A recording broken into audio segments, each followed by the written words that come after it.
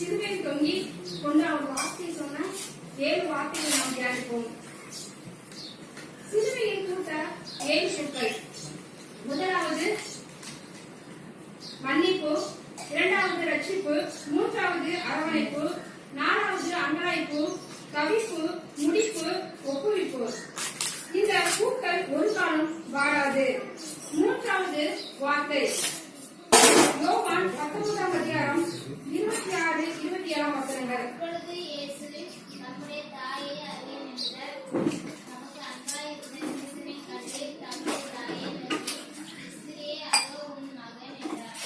பின்பு அந்த சீசனை நோக்கி, அதோ உன் தாய் என்றார். அந்நேரம் முதல் அந்த சீசன் அவளை தன்னிடமாய் ஏற்றுக்கொண்டார். சிலுவையில தொங்கிட்டு இருக்காங்க. 153 ஆழமான காயங்கள் தலையில முற்றிலும் சுட்டப்பட்ட நிலைமையில ஏசப்பா இருக்கிறாங்க. அந்த நிமிஷத்துல கூட தன் தாயை கூட தனியா விட்டுட்டு போக ஏசப்பாவுக்கு மனது இல்லாம ஏசப்பா என்ன சொல்றாங்க, தன்னோட சீசனை நோக்கி இதோ உன் தாய் அப்படின்னு சொல்றாங்க. தாயை பார்த்து சொல்றாங்க அதோ உன் மகன் என்று. ஆண்டவர் வந்து அவங்க சொல்றாங்க, ஆண்டோட அன்பு அதுல வெளிப்படுது. ஆண்டவர் கடைசி நிமிஷத்துல கூட வந்துட்டு அவரோட தாயை வந்து தனிமையாக விட்டுட்டு போகல. உபாகமும் 5:16 எடுத்தவங்க வாசிங்க.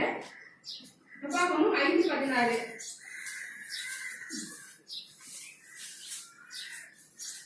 உன் தேவனாகிய கர்த்தர் உனக்கு கொடுக்கிற தேசத்திலே உன் நாட்கள் நீடித்திருப்பதற்கும் நீ நன்றாயிருப்பதற்கும் தேவனாகிய கர்த்தர் உனக்கு கட்டளையிட்டபடியே உன் தகப்பனையும் உன் தாயையும் கனம் பண்ணுவாயாக. வேதாகமம் அழகாக சொல்கிறது, உன் தேவனாகிய கர்த்தர் உனக்கு கொடுக்கிற தேசத்திலே. ஆண்டவராகிய இயேசு கிறிஸ்து நமக்கு தேசத்தை கொடுத்திருக்காங்க. நல்ல தாய் தகப்பன் நமக்கு கொடுத்திருக்காங்க. நம்ம தாய் தகப்பன் செய்யணும், கனம் பண்ணணும். இன்னைக்கு நிறைய பாத்தீங்கன்னா முதியோர்ல இருக்கிற பெரியவங்க இருக்கிறாங்க, தாய் தகப்பன் முதியோர்ல தான் இருக்கிறாங்க. நீங்க கவனிக்கிறதே கிடையாது. அவங்க நினைச்சு பார்க்கல நம்ம பெற்றோர்கள் நம்ம எவ்வளவு படிக்க வச்சிருக்கிறாங்க, இந்த நிலைமையை வரது காரணம் பெற்றோர்கள் அப்படின்னு நிறைய பேர் நினைச்சு மாட்டேங்கிறாங்க. நான் வேலை முடிச்சு வெளியே வரும்போது பார்த்தா நிறைய வந்து வயசானவங்க தான் இருப்பாங்க. அப்ப அவங்களை கூப்பிட்டு நான் விசாரிப்பேன், சாப்பாடு வாங்கி கொடுப்பேன். உங்களுக்கு பிள்ளைங்க இல்லைன்னா கேட்கும்போது சொல்லுவாங்க, எனக்கு 4 பிள்ளைங்க 3 பிள்ளைங்க எனக்கு தனியா விட்டுட்டாங்க அப்படின்னு சொல்லி அவங்க புறம்புவாங்க. அப்போ நம்மளோட தாய் தகப்பன நம்ம வந்து கனம் பண்ணும்போதுதான் ஆண்டவராகிய இயேசு கிறிஸ்து நம்ம ஆயுஷ்நாட்களை அதிகப்படுத்தி கொடுப்பாங்க, நம்மளையும் ஆசீர்வதிப்பாங்க. முதலாவதாக நம்ம யோசிப்பை பற்றி பார்க்கலாம். யோசிப்போட பராமரிப்பை பற்றி பார்க்கலாம். ஆதியாகமும் 50ஆம் அதிகாரம் 20-21 வசனங்கள். ஆதியாகமும் 50, 20-21 வசனங்கள்.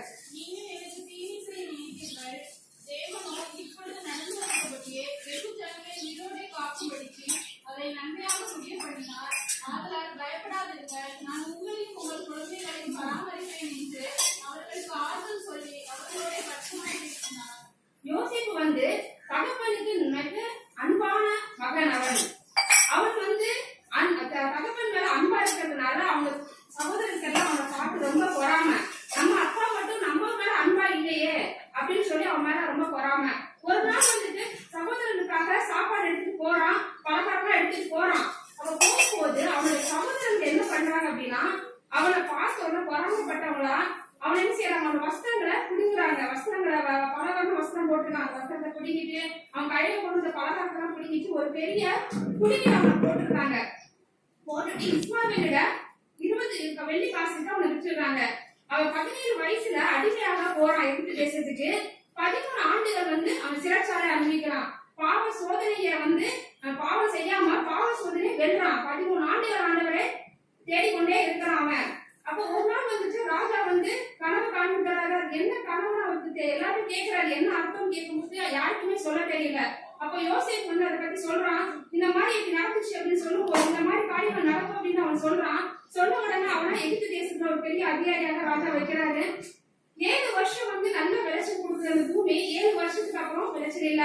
அப்ப பக்கத்து தேசத்தில் உள்ளவர்கள்லாம் வந்து அந்த தேசத்துக்காக வராங்க, சாப்பாடு எடுத்து சாப்பிடலாம், அந்த இடத்துல போய் தானியங்களை வாங்கி கொள்ளலாம்னு சொல்லிட்டு வரும்போது யோசேப்பு வந்து தன்னோட சகோதரரை பார்க்காங்க.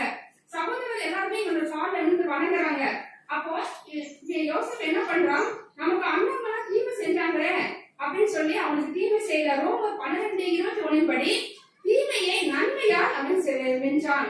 அவன் தன்னுடைய சகோதரனை பார்த்து யோசித்து சொன்ன ஒரே ஒரு காரியம், நீங்க எனக்கு தீமை செஞ்சீங்க, ஆனா நான் உங்களுக்கு தீமை செய்ய மாட்டேன், நன்மை செய்வேன்னு சொல்லி அவனுடைய சகோதரர்கள் அவருடைய பெற்றோர் எல்லாருமே செய்தான் யோசேப்பு வந்து பராமரித்தான். இரண்டாவதாக கள்ளர் கையில் அகப்பட்ட குற்றுராய் கிடந்த ஒரு மனிதனின் பராமரிப்பை பற்றி நாம் பார்ப்போம். லூக்கா 19ஆம் அதிகாரம் 30 37 வரைக்கும் இங்க வாசித்து பார்க்கும்போது, எருசலேமில் இருந்து எரிகோவுக்கு பிரயாணப்பட்டு ஒரு மனுஷன் போயிட்டு இருக்கிறான். அவன் வச்சிருந்த நிறைய பொருளை பிடிக்கிட்டு என்ன செய்யறாங்க, கல்லூரில வந்து என்ன பண்றாங்க, அவனை அடிச்சு குச்சூராய் போட்டுட்டு போறாங்க. அப்போ அந்த வழியா வந்து ஒரு ஆசாரியன் வரான். அவனை பார்த்துட்டு ஒரு பக்கமா என்ன செய்யறான், வழி விலகி போயிடறான். இன்னொருத்த வரான், வேலையும் வரான். அவனும் அந்த மனுஷனை பார்க்கறான். அவன் பக்கமாய் வழியில போறான். அப்புறம் ஒரு சமாரியன் வாரான். அவன் வரும்போது பிராமணா வரும்போது அவனை பார்த்த உடனே அவன் மேல மனதுருகி அவன் என்ன பண்றான், தூக்கி என்னையும் ராஜாசும் வார்த்தை அவன் காயத்துக்கு கட்டி போட்டு என்ன செய்யறான், தன்னுடைய சொந்த வாகனத்தை அவனை ஏற்றி கொண்டு போய் ஒரு சத்திரத்துல கொண்டு போய் அவனை விடுறான். விட்டு அவனுடைய பராமரிப்பு செலவு பூரா அவன் கொடுக்கறான். என்னோட வாழ்க்கை நடந்த ஒரு நம்ம சம்பவத்தை சொல்லலாம் என்று ஆசைப்படுகிறேன். நான் பெங்களூர் ஒர்க் பண்ணிட்டு இருந்தேன். அப்ப பெங்களூரை பொறுத்தவரை யாரை பத்தி கண்டுக்கிற மாட்டாங்க. இந்த மாதிரி ரொம்ப க்ளோஸ் ரிலேஷன் இருக்காது பெங்களூர்ல. அப்ப நான் நடந்து போயிட்டு இருக்கும்போது ஒரு ஆக்சிடென்ட், ஒரு லேடி வந்து பைக்ல வந்தவங்க ஆக்சிடென்ட் ஆகி கீழே விழுந்துட்டாங்க. யாருமே அவங்கள தூக்கல, நான் தான் போய் அவங்கள தூக்குறேன். தூக்கி அவங்களோட பக்கத்துல ஹாஸ்பிட்டல் அவங்க எடுத்துட்டு போய் அவங்களுக்கு ஹாஸ்பிட்டலுக்கான ட்ரீட்மெண்ட் எல்லாமே நான் தான் பார்த்தேன். அவங்களோட ஒரு பைசா கேட்கல. அவங்க என்னுடைய மதத்தை சேர்ந்தவங்க கிடையாது, என்னுடைய கிறிஸ்தவங்களே கிடையாது. அவங்க வேற கம்யூனிட்டி சேர்ந்தவங்க. அவங்களுக்கு போய் நான் உதவிகள் தான் செஞ்சேன். செஞ்சு முடிச்சு அவங்க வீட்டுல வந்து பத்திரமா கொண்டு விட்டேன். அப்போ அவங்க என்ன கேட்டாங்க, நீ கிறிஸ்தவரா அப்படின்னு கேட்டாங்க.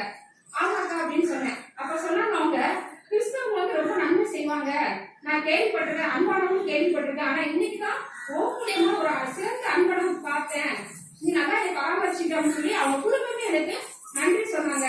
அதே போல நம்ம வந்து எங்கேயாவது நம்ம வெளியே போகும்போது ஏதாச்சும் வேற ஒரு பிரச்சனை அப்படின்னு இருந்தாலும் அவங்களுக்கு என்ன செய்யணும், நம்ம அன்பா வந்து அவங்கள வந்து உபசரிக்கணும், அவங்கள பராமரிக்கணும். மூணாவதாக 1 ராஜாக்கள் 17ஆம் அதிகாரம் 9ஆம் வசனம். 1 ராஜாக்கள் 17ஆம் அதிகாரம் 9ஆம் வசனம்.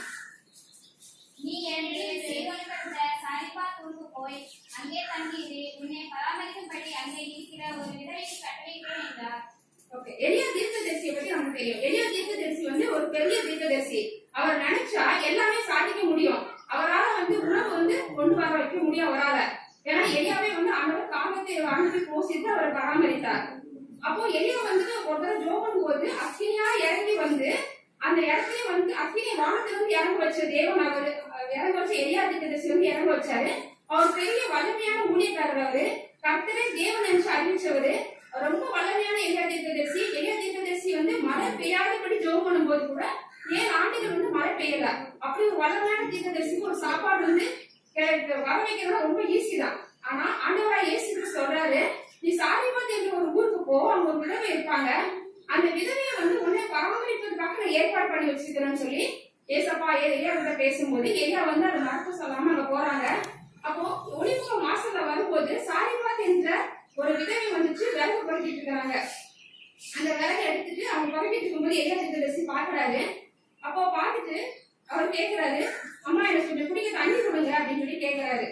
தண்ணி கொடுக்குறாங்க. அந்த டைம்ல சொல்றாரு, அம்மா எனக்கு கொஞ்சம் பசிக்குது, எனக்கு ஆகாரம் கொடுங்க அப்படின்னு சொல்லி கேட்கும்போது அவங்க சொல்றாங்க, எனக்கு கொஞ்சம் தான் இருக்குது, நானும் என் மகனும் சாப்பிட்டு மறுக்க மாதிரி இருக்கிறோம், வேற எதுவுமே எங்க வீட்டுல கிடையாது அப்படின்னு சொல்லும் போது கூட அப்போ என்ன சொல்றாங்க, எலியா தீர்க்கதரிசி சொல்றாங்க, அம்மா நீங்க செய்யறதுல சின்ன அடை எனக்கு கொடுங்க நான் எனக்கு அப்படின்னு சொல்லி சொல்லும் போது உங்க ஆண்டு ஆசிரியருக்காக சொல்லி எலியா தீர்க்கதரிசி சொன்னாங்க.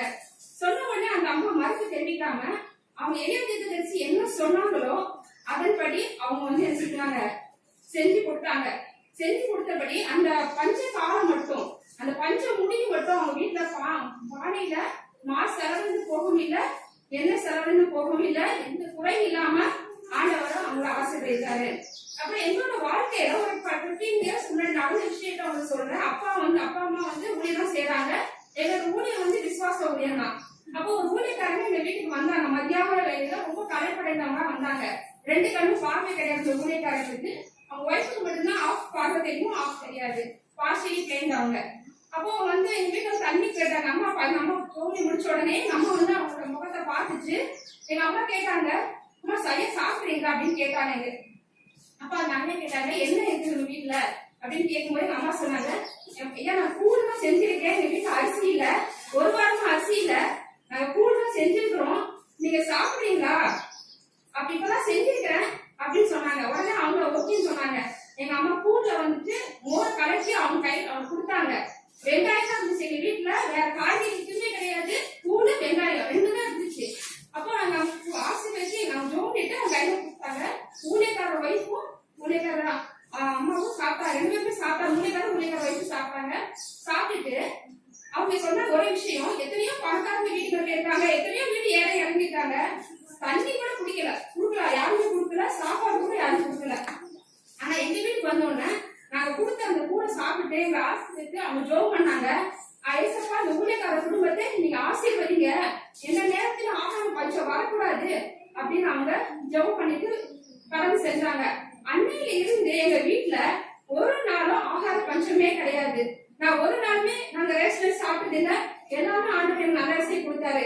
லாஸ்ட் இயர் கூட பஞ்ச காலத்துல கூட எனக்கு வேலை இழந்துட்டேன், வேலை இல்ல, அப்ப கூட வந்துச்சு மற்றவங்களுக்கு உதவி, ஏழைகளுக்கு உதவி செய்யற அளவுக்கு எங்களை ஆண்டவர் ஆசீர்வதித்தா. நானும் ஒரு 4-5 குடும்பத்தை வந்து பராமரிக்கிறதுக்கும் அன்பு செலுத்துறதுக்கும் ஆண்டவர் திரும்பி செய்தா. கர்த்தர் நாமத்துக்கு ஸ்தோத்திரம் உண்டாவதாக. ஆமென்.